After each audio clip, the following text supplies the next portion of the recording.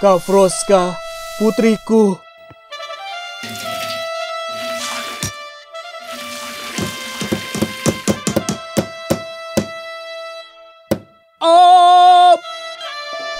Di sebuah desa yang jauh di sana, hiduplah keluarga yang baik dan rajin.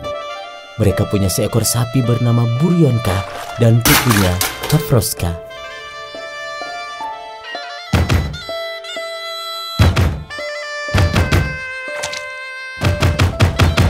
Mereka semua hidup bahagia dan saling menyayangi. Tetapi maut mengetuk pintu mereka. Kematian datang dan membawa orang tuanya ke dunia lain dan meninggalkan Kafroska kecil.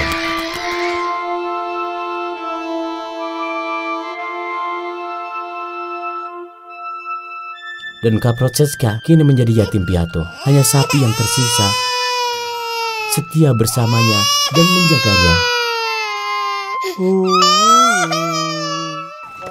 Dan sementara itu, Bobilika yang sedang lewat melihat seekor sapi yang sehat, muda, dan tanpa pemilik. Dia menarik sapi itu untuk dibawa pulang. Lalu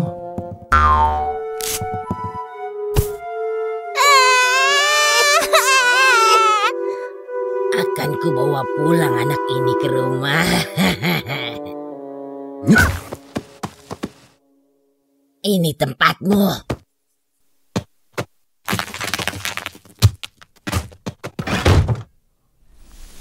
Bobilika memiliki 3 anak perempuan, bermata 1, bermata 2, dan bermata 3.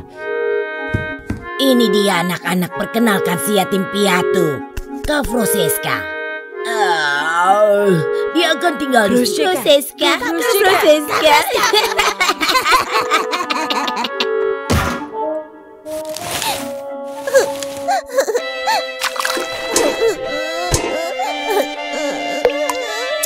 Orang tuanya memandang putri mereka dari dunia lain. Bagaimana agar kita bisa membantunya? Kafroska sekarang sapi yang akan menjaga dan membantumu.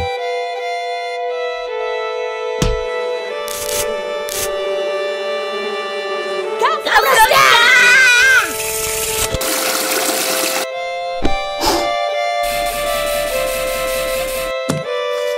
Kafroska!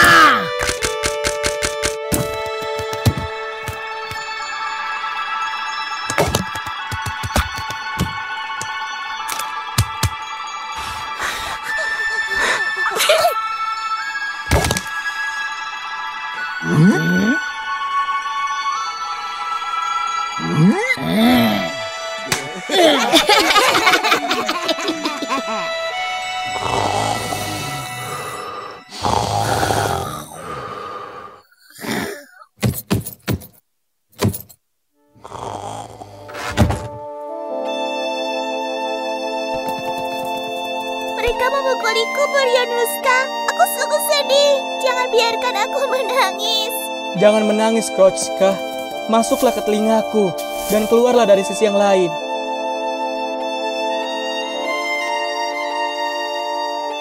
Kafroska, putriku.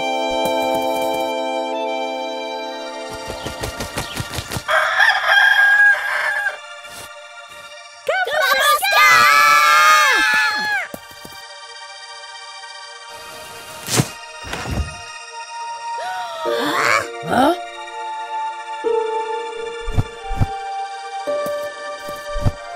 Kafroska menjadi cantik.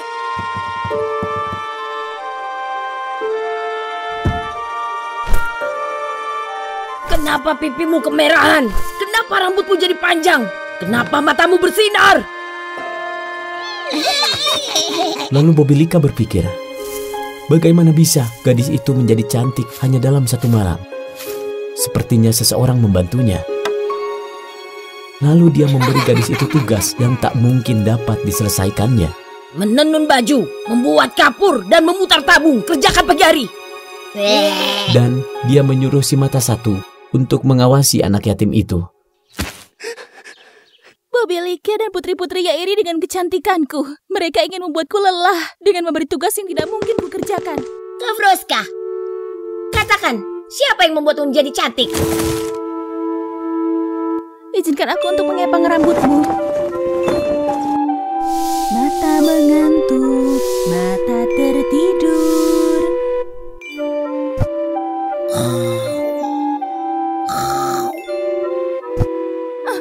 Jangan menangis, Krotska. Aku akan membantumu. Masuklah ke telingaku dan keluar dari sisi yang lain.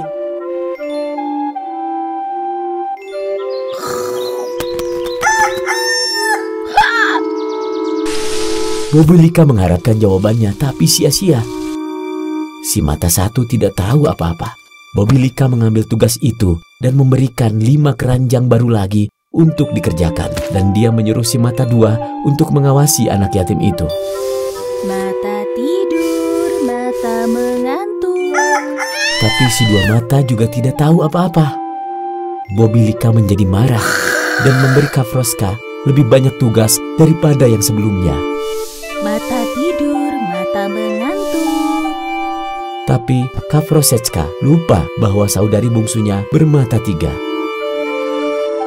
Dia masuk melalui telinga sapi dan menemukan dirinya berada di dunia lain. Ibu dan ayah sedang menunggunya di sana. Jangan sedih, putriku. Tugasmu sudah selesai. Dan ini kita bertemu untuk terakhir kalinya. Kak Praska, aku melihat semuanya. Sapi itu yang telah menolongmu.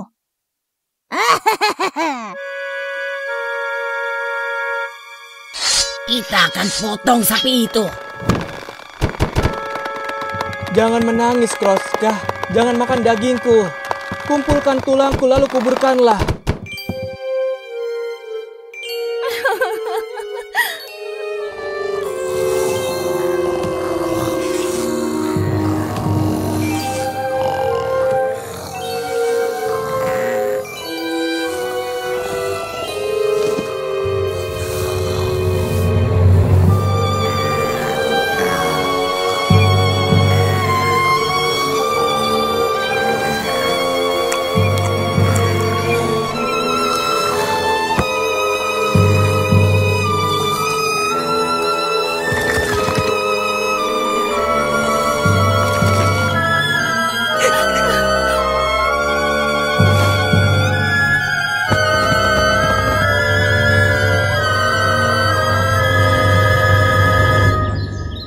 Lalu pohon apel itu tumbuh di pagi harinya. Sementara Sarevich, seorang raja, sedang berburu di hutan sebelah.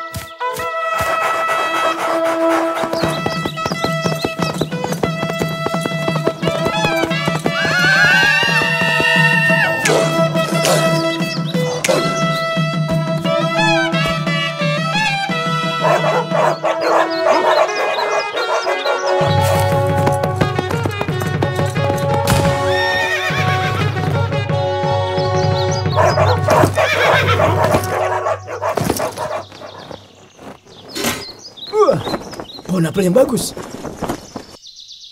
Aduh, siapa itu? Ganteng sekali. Hah!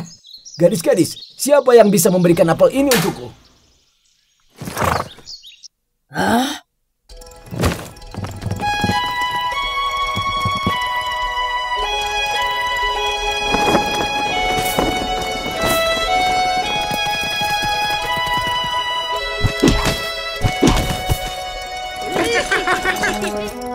Ambilkan apel itu, potong pohonnya.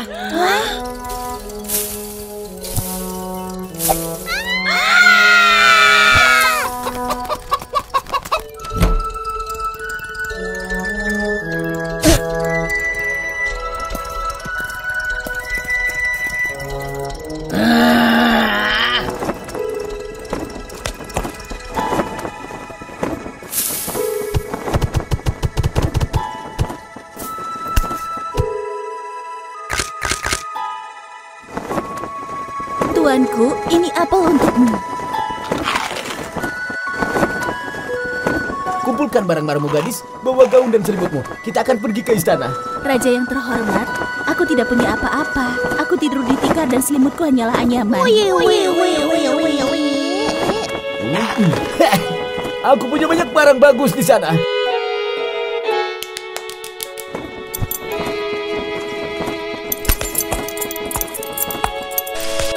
Berhenti, berhenti brengsekmu.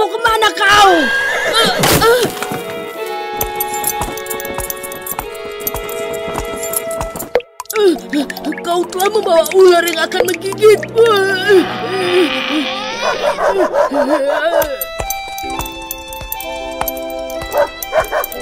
Raja macam apa kau? Kami belum pernah melihatmu. Akhirnya, Kafrosetska dan sang raja hidup bahagia untuk selama-lamanya. Orang tuanya dan sapinya, Buryong, bahagia melihat Kafrosetska dari sana.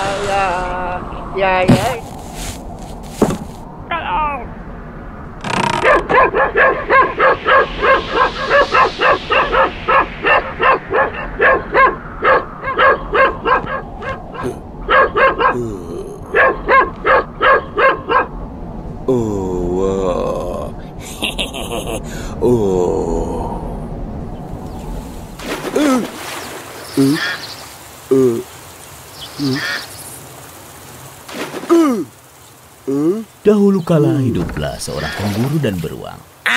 Mereka bertetangga. Mereka tidak pernah bertengkar. Dan bahkan dalam beberapa hal mereka akur. Suatu hari mereka pergi memancing.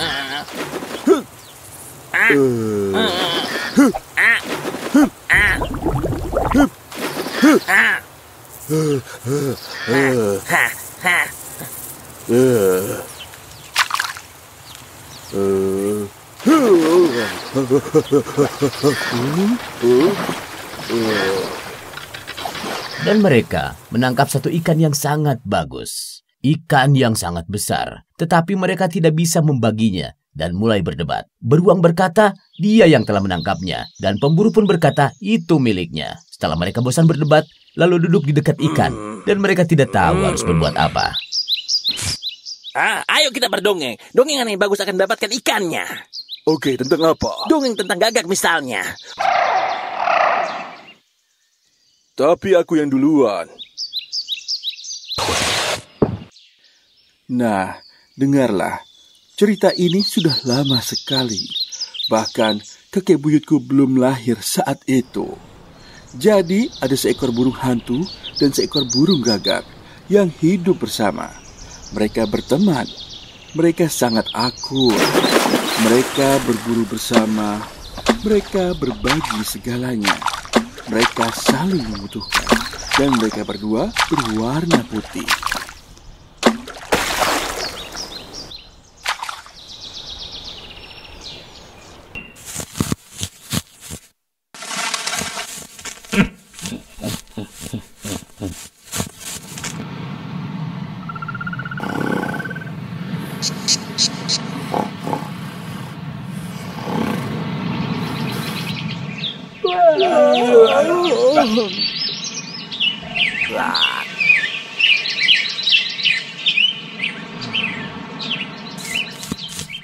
Kita sudah sangat tua, tapi kita tidak pernah terlihat indah. Yang lain punya baju yang bagus, merah, hitam, abu-abu, warna-warni. Tapi kita cuma berwarna putih saja. Dan hanya akan terlihat saat musim panas saja.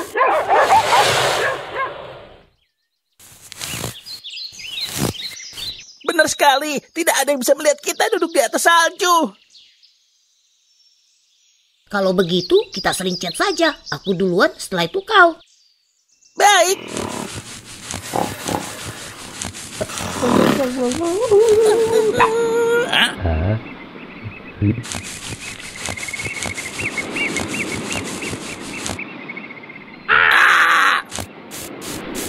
Wih.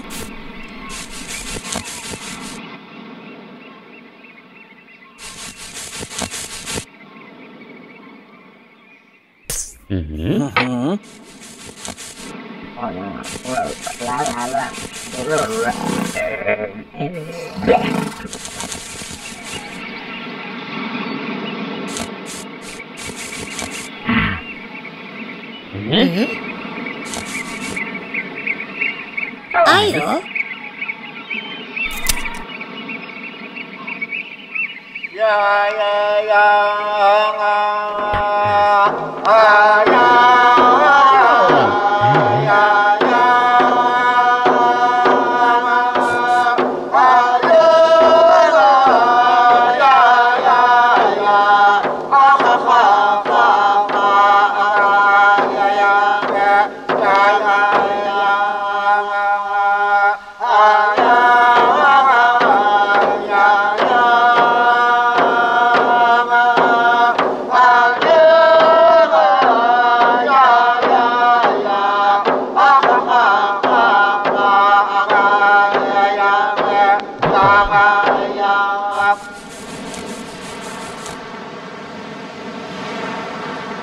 Indahnya. Sekarang duduk, akan kubuat kau jadi lebih indah.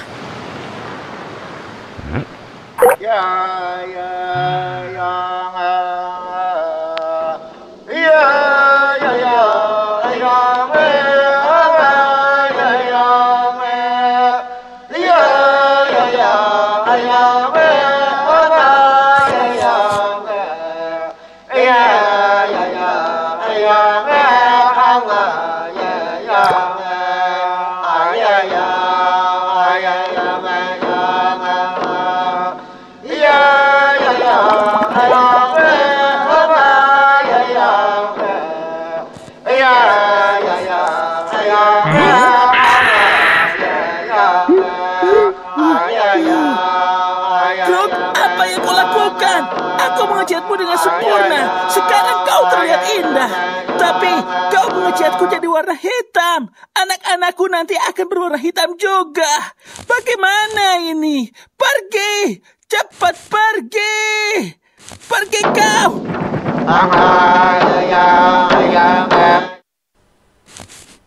Sejak saat itu, burung gagak menjadi hitam dan burung hantu menjadi berwarna-warni.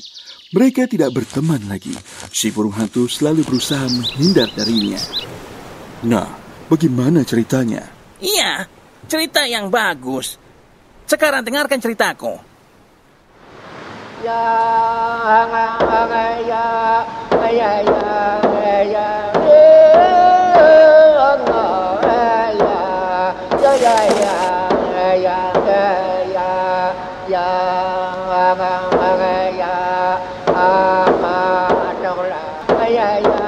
Ini adalah dongeng yang sangat tua sekali, seperti yang diceritakan orang-orang dulu. Tinggallah 3 burung kecil di sarang mereka yang nyaman. Kakak tertua selalu membawakan makanan setiap hari, dan adik perempuannya menyanyikan lagu kesukaan mereka.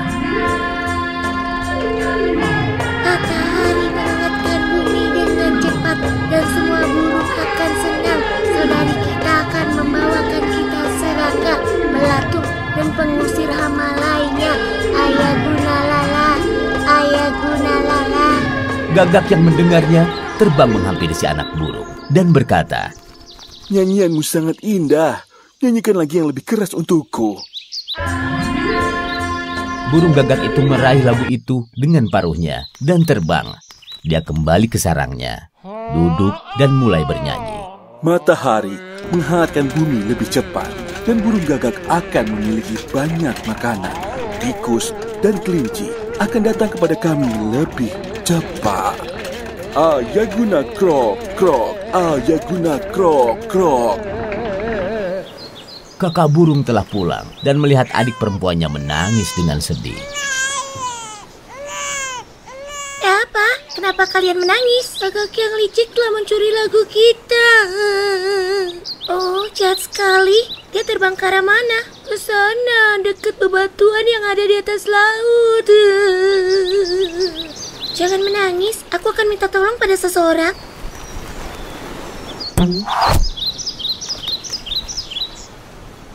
Kenapa kau datang kepadaku, burung kecil? Wahai orang baik, tolonglah kami. Gagak telah mencuri lagu kami. Kau nyanyikan lagu yang bagus untuk matahari. Aku selalu mendengarnya setiap pagi dan aku menyukainya. Katakan padaku, di mana tinggalnya Gagak itu? Di sana, dekat bebatuan yang di atas laut.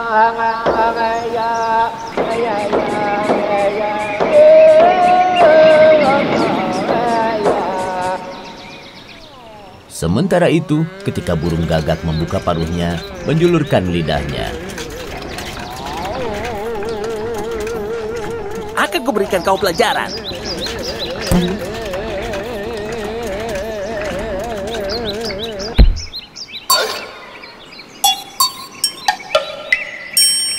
Iya.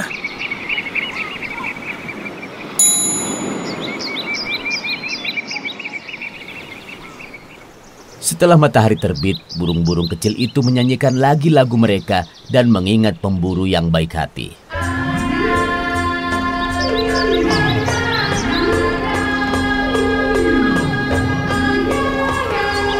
Sejak saat itu, Gagak tidak lagi bersuara. Dia tidak bisa bernyanyi lagi.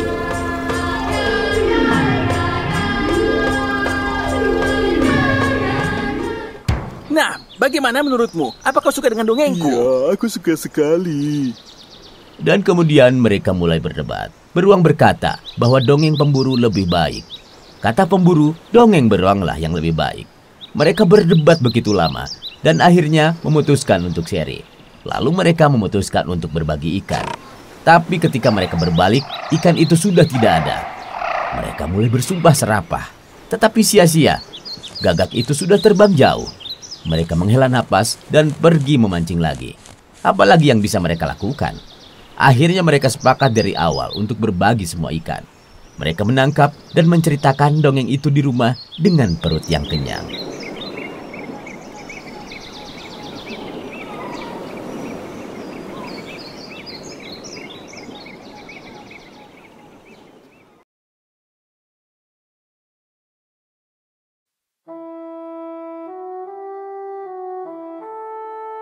Pada zaman dahulu kala, hiduplah dua laki-laki bersaudara. Satu di antara mereka, Ignat, yang sangat kaya. Dan yang lainnya bernama Kuzma. Dia orang yang sangat miskin. Yang dia miliki hanyalah seekor kuda. Kuzma bisa berbangga. Dia punya putri yang sangat pintar. Selamat pagi.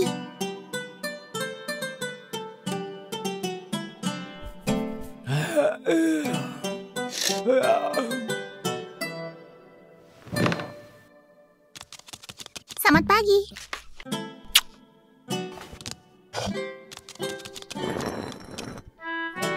Sayangku, balik ya. Cintaku, kesayanganku. Tulang punggung kita.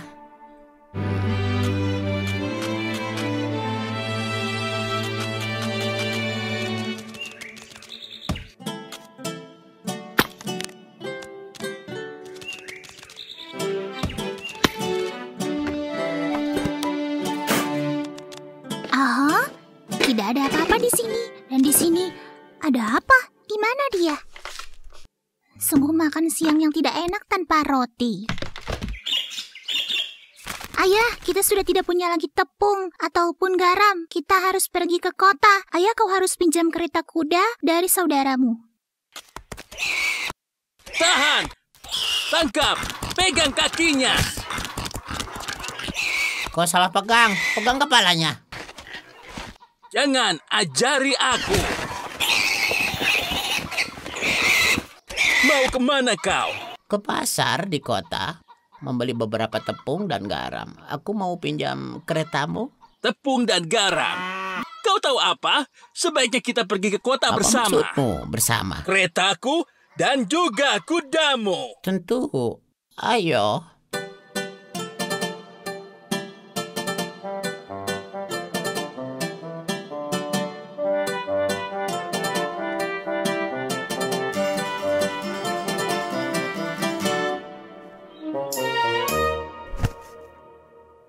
Oh, wow.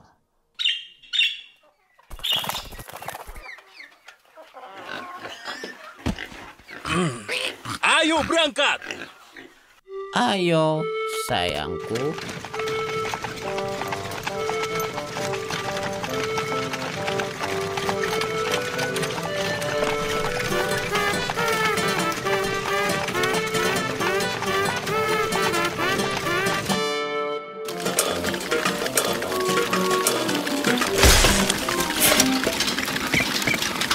Jangan terlalu cepat.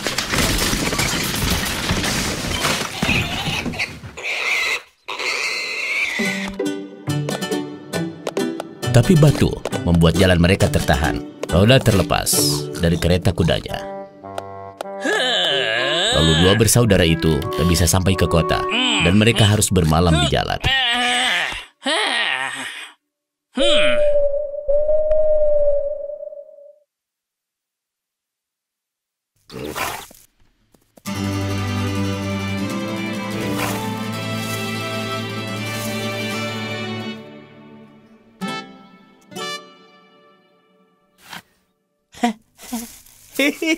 Terima kasih untuk keberuntungan ini.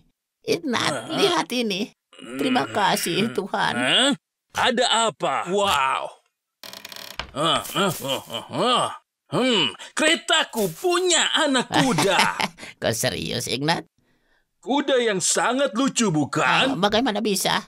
Tenang, kereta ini punya siapa? Milikmu? Kudanya ada di Di mana? bawah kereta. Lalu? Lalu apa?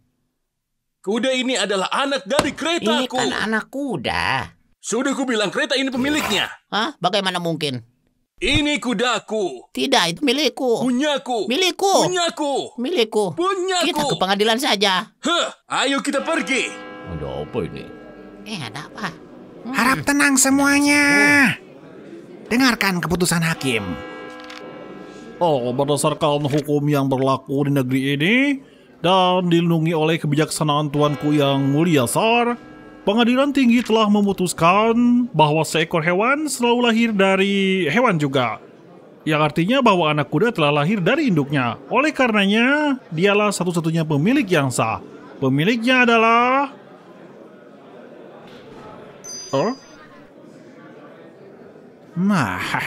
kereta kuda. Jadi pemilik anak kuda itu akan diberikan kepada Ignat. Bagaimana ini bisa terjadi? Kalian, pengadilan macam apa ini? Di mana keadilannya? Kuda itu lahir dari induknya. Keadilan keretamu dan negaramu brengsek dan Raja Tsar. Apa?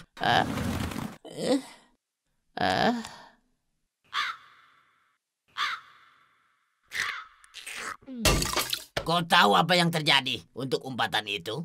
Penggal kepala. Baik, anak-anak. Jadi kita memutuskan kuda itu milik siapa? Diam! Ini adalah perintah dari Tsar. Kuda akan dimiliki oleh orang yang dapat memecahkan teka-teki. Ada 3 macam teka-teki. Ada 3 macam teka-teki. Pecahkan 3 teka-teki ini. Baik, inilah teka-teki pertama. Apa ya? Jadi itu... Oh ya. Ya, apa yang tergemuk di dunia?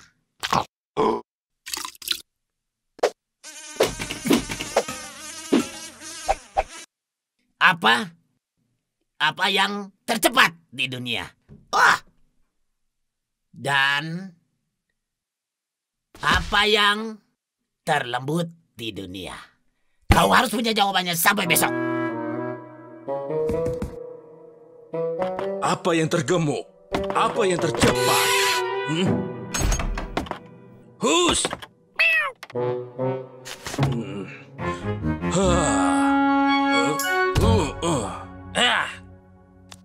Oh! Apa yang mungkin tercepat? Dan yang tergemuk? Pelagia, sungguh aku tidak tahu. Besok akan menjadi hari yang baru.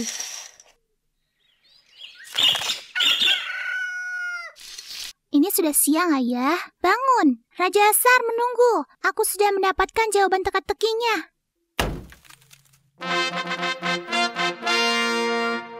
Jadi, kau sudah temukan jawabannya? Ya, Tuan Rajaku yang mulia.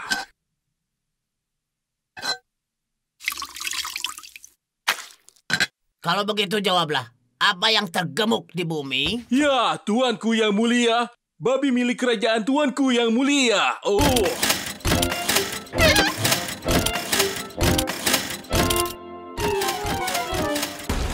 Dan apa yang tercepat di dunia? Yang tercepat di dunia adalah kuda coklat milik Tuan yang mulia.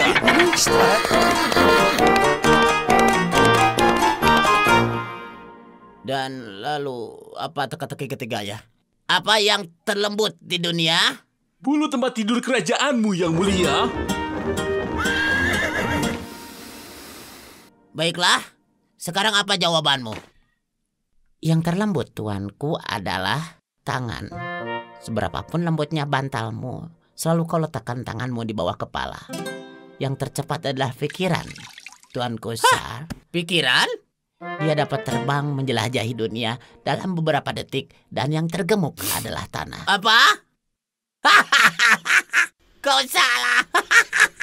Tentu saja tanah adalah yang tergemuk. Seperti kalian tahu, dia yang memberikan makan dan minum kepada semua orang, dan memberikan kesuburan pada segalanya. Dan apapun yang ada di mejamu, semua adalah pemberian dari tanah. Apa kau memikirkan semua ini sendiri? Tidak, putriku yang membantu. Apa putrimu? Sebesar ini. Ah, sangat pintar.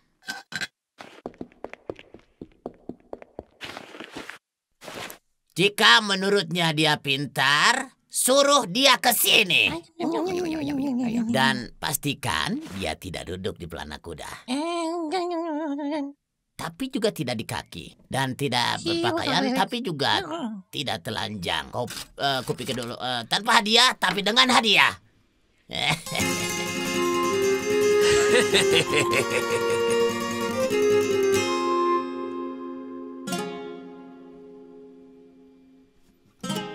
Kita butuh kain jaring.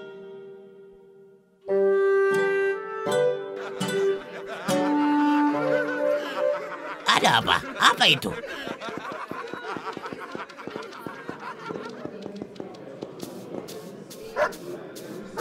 Apa ini?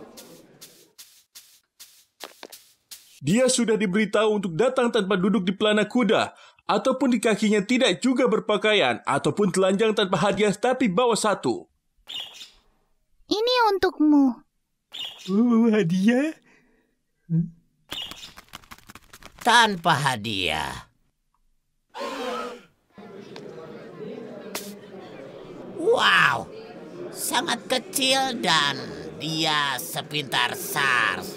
Mengesankan, terlalu pintar untuk yang terlalu kecil. Aku lebih pintar dari kau, Raja Sar. Mungkin kau juga lahir di kereta kuda. Apakah kau tahu siapa yang telah melahirkan kuda? Kau sungguh memalukan. Lihatlah mereka.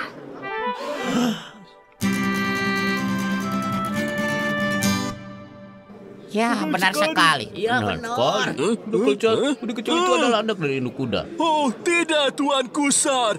Tolong ampuni aku. Ini, ambillah kuda mainan. Anak dari gerobak. Lalu, segalanya berubah menjadi baik. Anak kuda telah diberikan pada Kusma.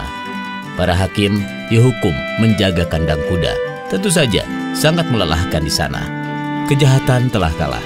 Segalanya menjadi lebih baik. Keadilan akan selalu terbukti dan menang.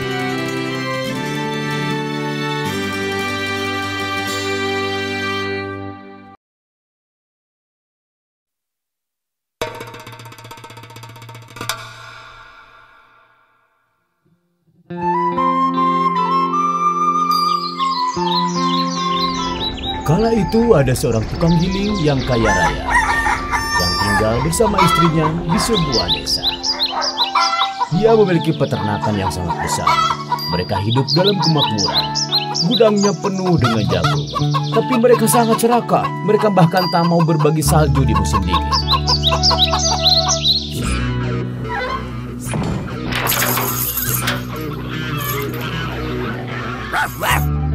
Seorang wanita tua yang malang tinggal di dekatnya.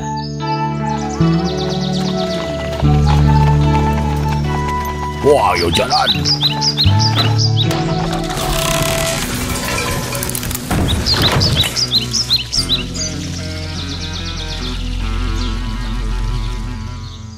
Satu-satunya yang dimiliki wanita tua itu adalah ayam bernama Pastruska.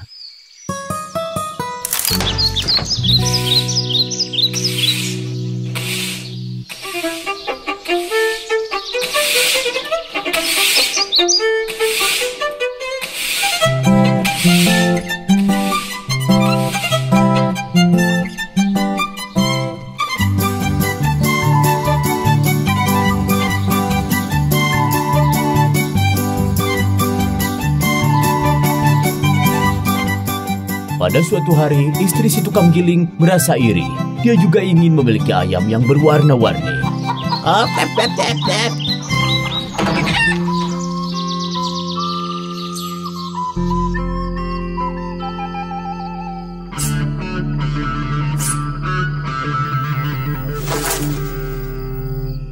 Malam hari orang tidak bisa melihat apa-apa.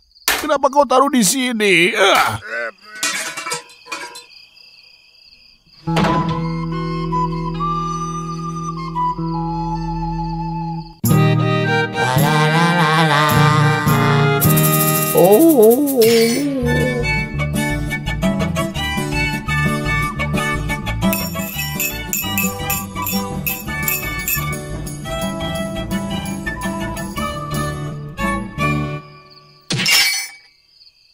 Oh, istriku.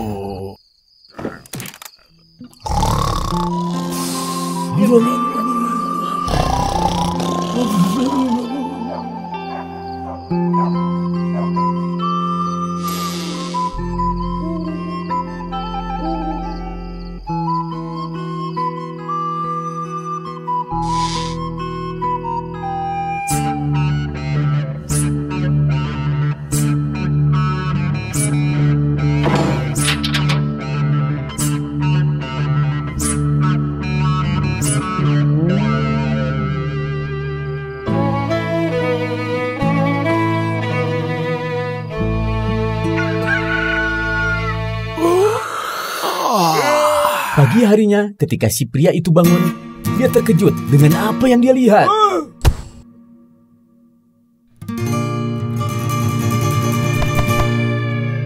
Tepat pada saat itu, tetangga datang untuk meminta jagung. Pria itu bingung. Dia berteriak, "Kami tidak punya jagung. Kami sendiri tidak punya apa-apa untuk dimakan."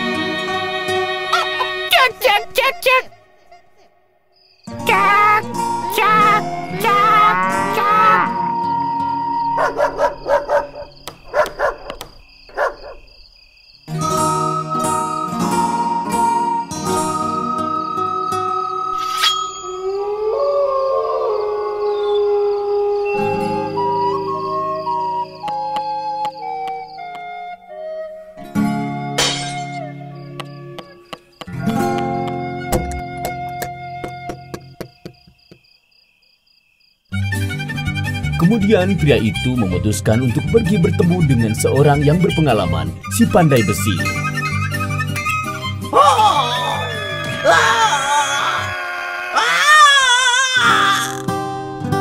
Pria itu memberitahunya tentang permasalahannya dan meminta dia untuk membantu.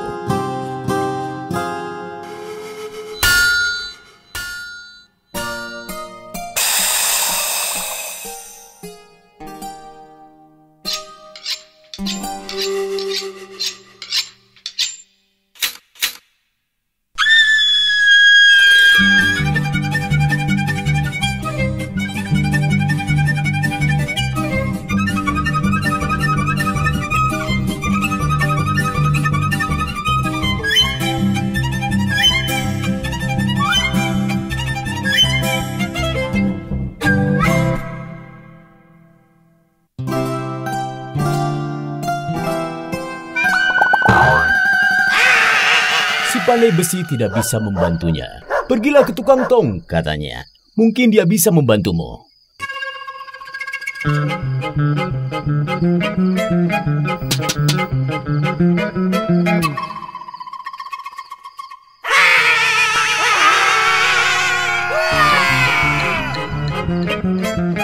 Lalu pria itu menceritakan masalahnya dan memintanya untuk membantunya. Oh,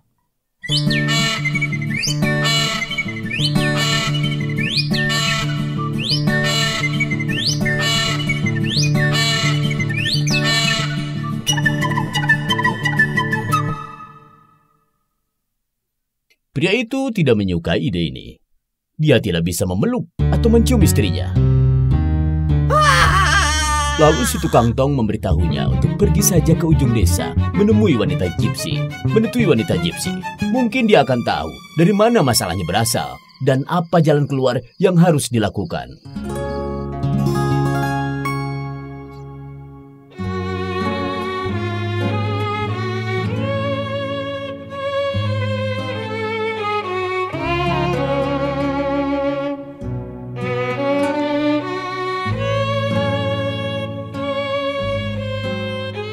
Ini sangat buruk sekali, kata wanita gypsy itu. Istrimu telah mencuri ayam Petruska dari wanita tua tetanggamu itu. Hanya satu hal yang bisa menyelamatkan istrimu dan kau juga tentunya. Hanya jika kau melakukan perbuatan baik untuk tetanggamu dan dia akan mengucapkan padamu kata ajaib. Terima kasih.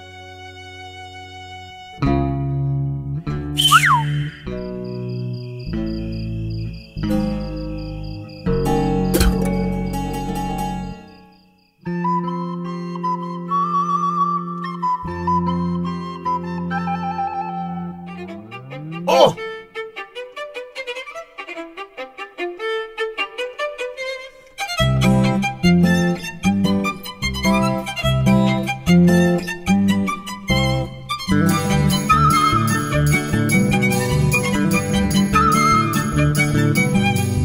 Wanita tua itu bertanya pada si pandai besi dan tukang tong, bagaimana cara membalas kebaikan mereka. Jangan khawatir, kata mereka. Terima kasih, orang-orang baik.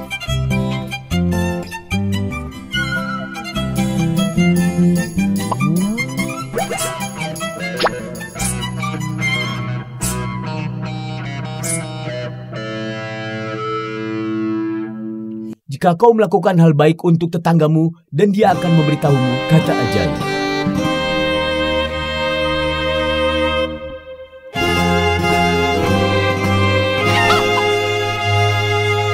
Akhirnya pria itu mengakuinya. Istrinya telah mencuri ayam itu. Dia meminta wanita tua itu untuk memaafkan mereka dan berjanji tidak akan mengganggunya lagi. Lalu wanita tua itu berkata, itu bagus karena telah mengembalikan ayam Petruskanya kembali. Tuhan telah mengingatkanmu. Lalu pria itu memberikan ayam jantan dan jagung. Dan dia berkata, ini adalah ayam jantan kecil untukmu dan jagung. Sebanyak apapun yang kau butuhkan, kau boleh memintanya kapan saja. Wanita tua itu senang sekali. Sekarang aku akan punya ayam lagi. Terima kasih tetangga yang baik.